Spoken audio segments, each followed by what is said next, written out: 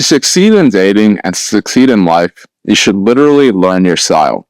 And what I mean by that is, every person is born with specific talents, with specific features, and you're kind of going to drive yourself crazy trying to focus on things that you weren't inherently born with, and that you're trying to improve, right?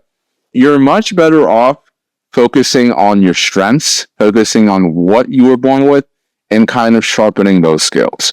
And what I mean by that is pretty much, if you were born with the ability to be really intelligent and stuff like that, then focus on using that intelligence to start businesses and, have yourself perceived as higher status, right? If you weren't born the brightest guy in the room, but you're really funny, then maybe you should focus on, just making people laugh and really sharpening those skills. And maybe even building a brand where you make people laugh online, so you're perceived higher status, right? Some people are generally not funny. Some people are generally not that smart.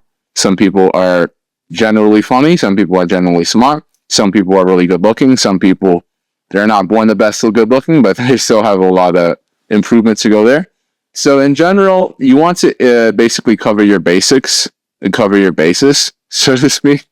But in the general sense, one thing you want to make sure is you want to learn what kind of person you are in life, and you kind of want to learn what type of person you are in the dating market, because every person is different, and you're going to drive yourself crazy if you watch other dating gurus and dating coaches who are completely different people from you, who speak in a completely different manner than you do, who attract completely different women than you do, who are in a completely different environment than you, who don't even look anything like you, right?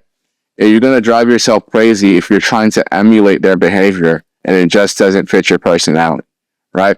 If you're a guy and you're more masculine looking and you're more muscular and you're more defined in general, you're going to drive yourself crazy trying to play the part of like the really nice guy who's just, a little bit smaller, who just has to be funny.